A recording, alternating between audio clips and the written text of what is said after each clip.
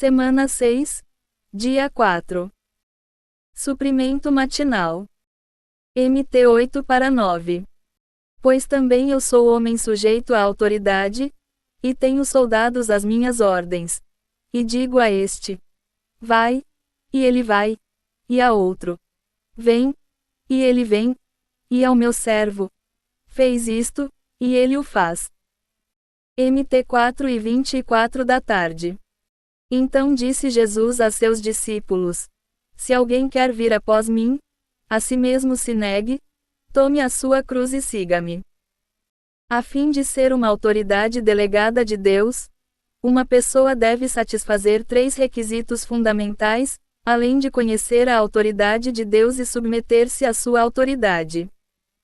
Uma autoridade delegada, primeiro, deve lembrar-se que todas as autoridades provêm de Deus. Parêntese que abre parêntese que fecha. Se há alguma autoridade em um homem, essa autoridade provém de Deus. Não há autoridade inerente em ninguém e ninguém pode designar-se para ser uma autoridade.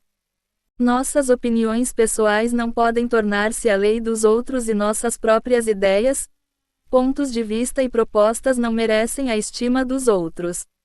Parêntese que abre parêntese que fecha. Podemos apenas pedir aos irmãos para se submeterem à autoridade que temos e que provém de Deus. Uma autoridade delegada é somente um representante da autoridade de Deus. Parêntese que abre parêntese que fecha. Todas as autoridades delegadas devem lembrar-se que são meramente autoridades representantes de Deus. Elas não têm autoridade em si. Alguém se torna autoridade por conhecer a vontade de Deus, a mente de Deus e os pensamentos de Deus. Autoridade e submissão, pp. 109 a 110. Leitura de hoje. O segundo requisito básico de uma autoridade delegada é negar-se. Antes de alguém estar claro sobre a vontade de Deus, não deve abrir a sua boca e não deve exercer autoridade. A autoridade delegada de Deus não deve somente conhecer a sua autoridade do lado positivo, mas deve aprender a negar-se, do lado negativo. Devemos lembrar-nos de que nem Deus nem os irmãos dão valor à nossa opinião. Parêntese que abre parêntese que fecha. Se achamos que a nossa opinião é a melhor, que Deus dá valor à nossa opinião e que os irmãos honram as nossas ideias, vivemos num sonho. Não sejamos insensatos a ponto de unilateralmente impor a nossa opinião aos outros. Aqueles que são autoridades delegadas de Deus devem possuir uma terceira qualificação: devem ter uma comunhão constante e íntima com o Senhor. Não deve ser apenas uma comunhão, mas uma comunicação. Alguns estão carregados de opiniões ao longo do dia. Essas pessoas devem aprender a abdicar das suas opiniões. Todas as vezes que alguém tem uma opinião, deve levá-la ao Senhor e descobrir se essa opinião é da carne ou de Deus. Dessa maneira, Deus gradualmente lhe revelará o desejo do seu coração. A fim de ser uma autoridade delegada, devemos cumprir a condição da espiritualidade, assim como a condição da humildade. A qualificação para ser uma autoridade está baseada em alguém ter consciência da sua incapacidade e inaptidão.